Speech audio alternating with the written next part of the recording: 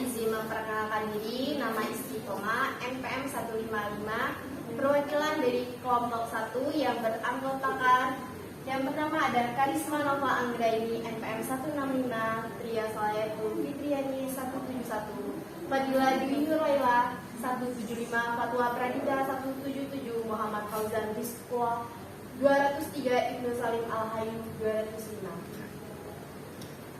Di sini saya mewakili kelompok 1 akan mempresentasikan hasil kerja kelompok kami yang berjudulkan Nasionalisme di Era 4.0. Yang pertama ada abstrak, yang kedua ada pendahuluan, yang ketiga ada isi artikel, yang keempat ada kesimpulan.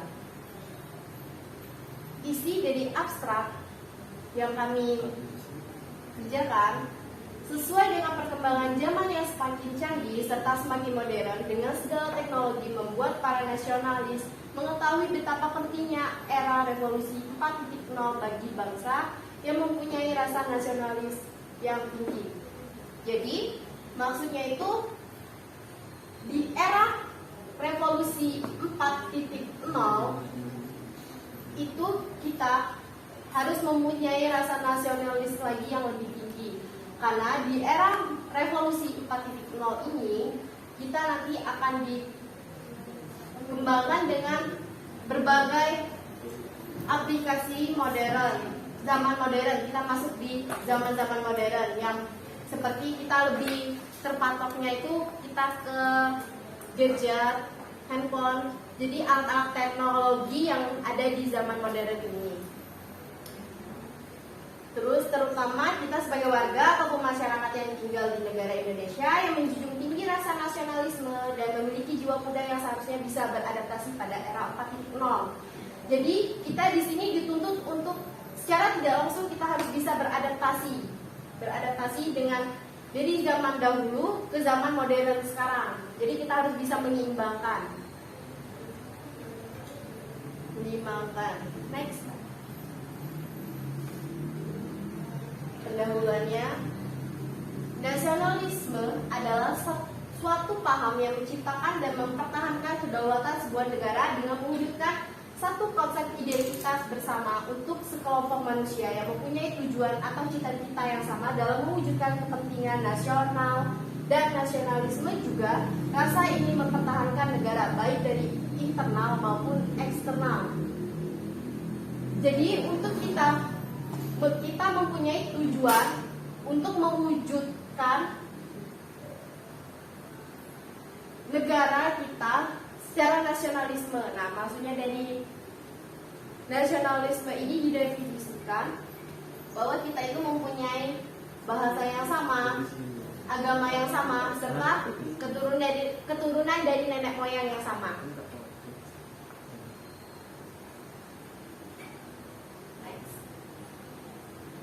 Lanjut isi dari artikel ini. Indonesia menghadapi tantangan besar dalam hal kesadaran berbangsa dan bernegara. Banyaknya gempuran kebudayaan asing yang terfasilitasi dengan media dan teknologi internet dapat secara bebas leluasa hadir di tengah-tengah masyarakat kita dan berpotensi mendominasi serta mempengaruhi kebudayaan lokal. Jadi, di era 4.0 ini kebudayaan lokal ini lebih dominan dipengaruhi oleh adanya budaya asing karena lebih mudahnya masuk dari berbagai situs-situs web yang terfasilitasi di media dan teknologi. Terus ditambah dengan permasalahan-permasalahan negara lainnya yang mengancam kedaulatan bangsa seperti bermunculnya ideologi yang berseberangan dengan ideologi negara seperti adanya terorisme, radikalisme, serta konflik sosial berbasis suku, ras, dan agama.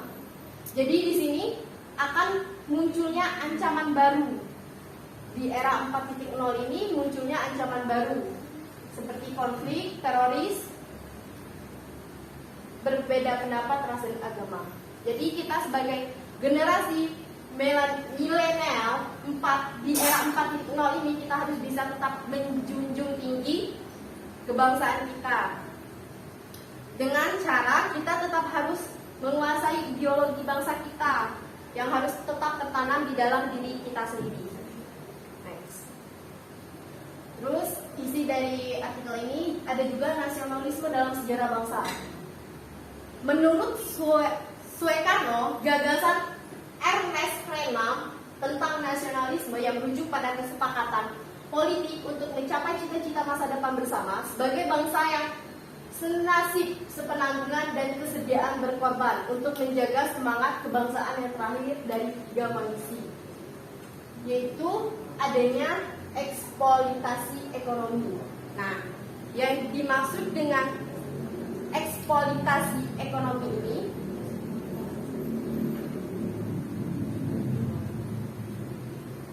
itu tuh eksploitasi ekonomi ini sebenarnya dari seseorang yang melakukan sikap yang sewenang-wenang terhadap anak itu untuk membutuhi materialnya sendiri. Selanjutnya ada kekecewaan politik akibat dominasi kekuasaan asing. Jadi politik ini kita merasakan kekecewaan karena dominannya itu, yang menguasainya itu adalah bangsa asing. Yang ketiga, dan hilangnya hak mengembangkan kebudayaan lokal di bawah cengkeraman sistem pendidikan kolonial. Jadi hilang mengembangkan kebudayaan lokal. Jadi kita lebih susah sebenarnya itu, lebih susah untuk mengembangkan kebudayaan lokal. Next. Strategi penguatan nasionalisme. Nasionalisme era kontemporer ini harus dibangun untuk membawa Indonesia menjadi negara yang maju dan berdaulat. Strategi yang tepat dan efisien dalam upaya menumbuhkan kembangkan nasionalisme yaitu hal yang pertama yang bisa dilakukan adalah dengan menguatkan kembali nasionalisme di level pendidikan formal. Dengan cara kita harus tetap selalu mengingat ideologi bangsa kita, yaitu Pancasila. Yang pertama ada ketuhanan, kita harus menjunjung tinggi nilai ketuhanan. Terus nilai kemanusiaan, persatuan, kerakyatan, dan peradilan. Jadi jika ideologi Pancasila itu tetap tertanam di diri kita, otomatis kita walaupun kita berada di era 4.0, kita bisa menyeimbangkan antara modern dan zaman dahulu. Yang kedua masih dalam level pendidikan formal, narasi-narasi sejarah tentang kepahlawanan yang wajib muncul kan kembali diketahui dan dipahami oleh generasi muda. Jadi maksudnya di era 4.0 ini, generasi muda ini harus tetap wajib mengetahui pemahaman arti dari nasionalisme itu sendiri. Bisa melalui, kalau di 4.0 ini kita kan sudah melalui situs-situs yang canggih, jadi kita bisa membukanya lagi dari situ. Yang ketiga, penguatan nasionalisme dapat dilakukan dengan menggunakan pendekatan budaya populer. Nah, balik lagi, berarti kalau kita ada di 4.0 dengan budaya yang sudah termasuk zaman modern, kita harus lebih bisa mendekatkan diri kita dengan bisa menyeimbangkan antara nasionalisme yang dulu kita tanamkan kembali lagi di masa sekarang. Next. Jadi kesimpulannya, nasionalisme adalah perasaan kebangsaan atau kecintaan terhadap tanah air sendiri yang sangat tinggi dan tidak memandang rendah negara lain. Nasionalisme pada saat ini menjadi tantangan bagi kaum generasi muda, karena generasi sekarang sebagian ada yang acuh dan tak acuh dengan negara Indonesia dan bahkan mempermalukannya. Walaupun kita generasi muda, kita tetap harus bisa mempertahankan ideologi bangsa kita agar kita tetap bisa memiliki rasa nasionalisme yang tinggi. Dengan demikian, perlu adanya strategi untuk memperkuat rasa nasionalisme yang diharapkan dapat mampu memperkuat generasi muda, khususnya sebagai warga negara. Nasionalisme merujuk kepada amalan politik dan ketentaraan yang berlandaskan nasionalisme secara etnik serta keagamaan. Keagamaan ini masuk di dalam etnik.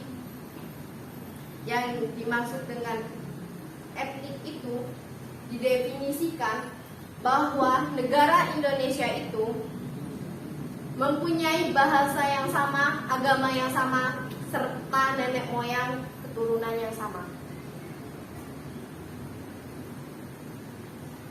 Terima kasih. Demikianlah presentasi dari kelompok kami. Saya mewakili kelompok 1. Apabila ada kata dan kesalahan, saya mohon maaf. Wassalamualaikum warahmatullahi wabarakatuh.